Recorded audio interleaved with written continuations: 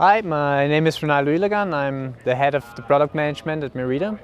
Today I want to show you our highlights for 2018. I'd like to start with our new 140. It's our new trail bike for 2018. As the name says, we have 140mm travel in the rear and 150mm travel in the front. Intent of use of this bike is definitely trail riding. So the target was to have here a bike which feels super safe on the trails, very playful, very agile. So that was the target of this. So compared to the 160, it's in the tight corners it feels much more playful and easier to handle. But of course it's not as fast as the 160. Compared to a 120, our tour bike, it has more potential in the downhills.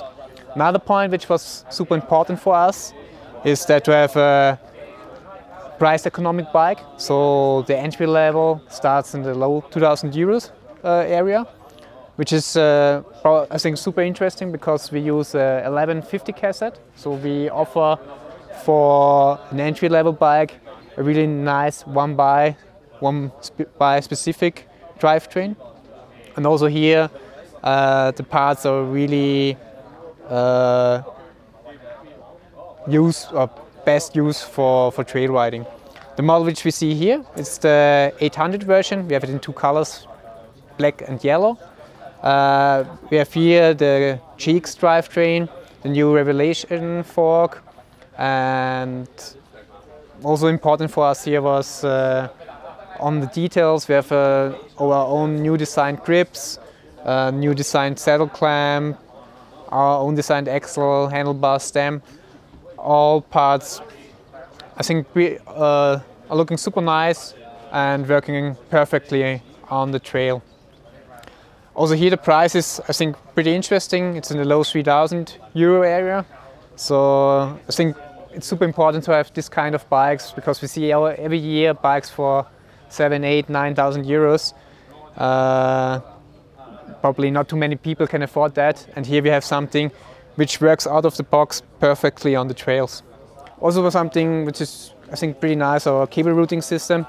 For example, when it's ride adjusted, the cable don't touch the frame because they are clamped. So if you pull them, you can't take them out. So it also can't touch the frame. Often you buy a new bike and after 2 times riding you already have the first scratches on the frame, although you just use it as it should be used. And another nice thing is on this system, you clamp it also at an exit, so you can put them under tension, so you can avoid rattling. And another nice thing is that if you ride a motocross style or UK style or how the Australians do it, you can put these inserts on the other side and the cable routing is perfectly still. Often if you have, for example, liners inside in it, then the cable already wraps on the frame.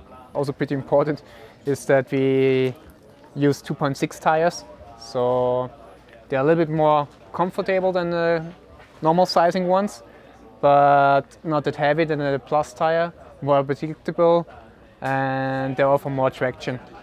The tuning mount is super sensitive. There's quite a lot of air pressure inside, but you don't need a lot to activate the shock. And also an advantage of the tuning mount is that we have bearings on the top, so over the time you have much less friction than if you don't have bearings. So, and I'm also really happy about the performance of these shocks. As I say, they're super sensitive. You can use quite easily the complete travel, but it doesn't feel that you rush through the travel. And another advantage of the tuning mount is that the length is a little bit shorter than the normal ones.